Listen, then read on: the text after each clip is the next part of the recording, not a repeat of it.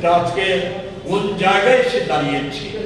নেশা শক্ত রাজ্যগুলির মধ্যে ত্রিপুরা আজকে অন্যতম জায়গা করে নিয়েছে। আমাদের রাজ্যে সরকারি হিসাব মতো 64% পুরুষ নেশাগ্রস্ত, 90% বেকার যারা হতাশ হয়ে নেশার কবলে পড়েছে, এবং তারা তাদের স্বীকারোক্তি, যে সমীক্ষক সংস্থার কাছে তাদের স্বীকারোক্তি, নেশা সামগ্রী আজকে সহজলভ্য হয়ে গেছে। সেই সহজলভ্যতার কারণে তারা সহজে এগুলির প্রতি আকৃষ্ট হচ্ছে। সহজলভ্য তো সরকার করে দিচ্ছে। বেআইনি নেশার সামগ্রী আমাদের যেমন আমাদের রাজ্যে আসছে, আমাদের রাজ্য হয়ে আন্তর্জাতিক ক্ষেত্রে পাচার বাণিজ্যে এই রাজ্যটাকে করিডোর হিসেবে ব্যবহার করা হচ্ছে, তেমনি সরকারি উদ্যোগে গলিতে গলিতে পাড়ায় পাড়ায় মদের দোকান তৈরি করে দেওয়া হচ্ছে এই সরকারের আমলে। সেখানে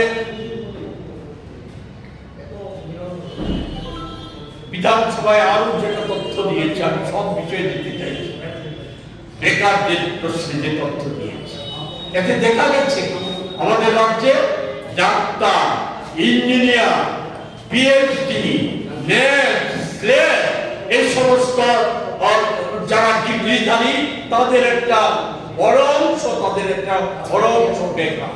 মুখ্যমন্ত্রী স্বীকারোক্তি অনুযায়ী 1230 জন যেখানে আমাদের রাজ্যের কলেজগুলিতে অধ্যাপক প্রয়োজন, সেখানে নাকি মাত্র আছে 787 জন।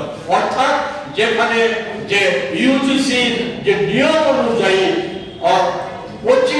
20 বা 25 জন ছাত্র পিছু একজন অধ্যাপক থাকার কথা, সেখানে আমাদের রাজ্যে অধ্যাপক হচ্ছে 110 জনের একজন। আমাদের রাজ্যের শিক্ষা ব্যবস্থার হাল হকিকত বুঝতে গেলে শিক্ষকের পদ শূন্য হয়ে আছে 11,600 বেশি শিক্ষকের পদ। আমাদের স্কুলগুলির অবস্থা 311টা সরকারি স্কুল, মাত্র একজন করে শিক্ষক দিয়ে চলছে। এর মধ্যে ভয়ঙ্কর অবস্থা হচ্ছে এডিসি এলাকার, সেখানে সংখ্যাটা হচ্ছে 311-এর মধ্যে 302টি স্কুল হচ্ছে একজন শিক্ষক দিয়ে চলছে। আপনারা জানেন সকলে বিদ্যাজ্যোতি প্রকল্প এখানে চালু করা হয়েছে। বিদ্যাজ্যোতি প্রকল্পে সেখানে আজকে তো হিমশিম খাচ্ছে ছাত্ররা, ছাত্রের অভিভাবকরা হিমশিম খাচ্ছে। সেখানে প্রয়োজনীয় শিক্ষক নেই, শিক্ষকের অভাব, ইংরেজি শিক্ষকের অভাব, পরিকাঠামো নেই। এই সমস্ত কিছু না করে সেখানে এগুলি চালু করে দেওয়া হয়েছে। এর ফলে একটা প্রজন্ম ধ্বংস হয়ে যাওয়ার পথে। সেখানে কৃতকার্য পড়াশোনা করতে না পারার ফলে ছাত্র ছাত্রীরা কৃতকার্য হতে পারছে না। এটা তো শুধু আমাদের অভিযোগ নয়। গত বছরে যদি আমরা উচ্চ মাধ্যমিকের রেজাল্ট দেখি, তাইলে এই চিত্রটা বেরিয়ে আসবে। আর অন্যদিকে আছে আর্থিক চাপ, ফলে সাধারণ নিম্নবিত্ত মানুষ বা গরিব অংশের মানুষ সেই স্কুলের সুযোগ দিতে পারছে না। এটা একটা অপরিকল্পিত উদ্যোগ।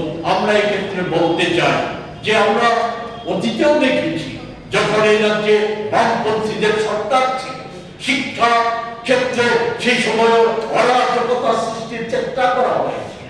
সেখানে জানেন আপনারা, একটা সময় সেখানে ওই মাতৃভাষা শিক্ষার কথা বলে ইংরেজি মাধ্যমে শিক্ষার সুযোগকে প্রাথমিক স্তরে বন্ধ করে দেওয়া হয়েছিল।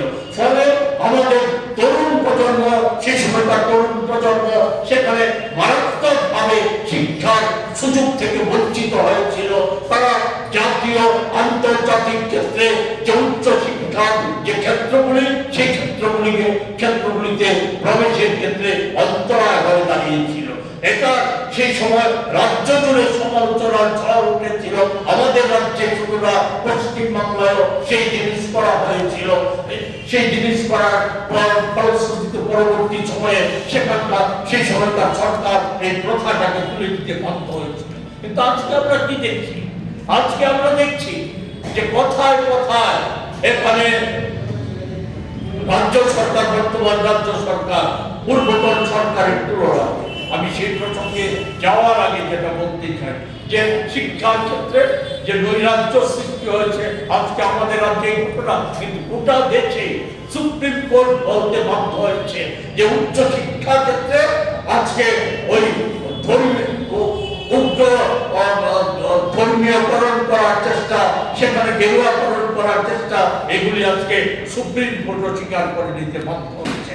আমাদের যে কেন্দ্রীয় সরকারের যে নূতন শিক্ষানীতি, এর ফলে স্কুলগুলিকে একত্রিতকরণের যে ব্যবস্থা চালু করা হয়েছে, এর ফলে আমাদের দেশে আমাদের রাজ্যেও আজকে ড্রপ আউটের সংখ্যা বেড়ে যাচ্ছে।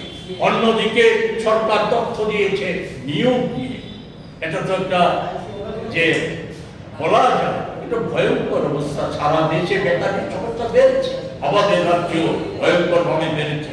সরকারি তথ্য অনুযায়ী আমাদের রাজ্যে যে বেকারের সংখ্যা হচ্ছে, যেটা ন্যাশনাল সার্ভিস পোর্টালের তথ্য, সেখানে হচ্ছে 3,15,104 জন বেকার।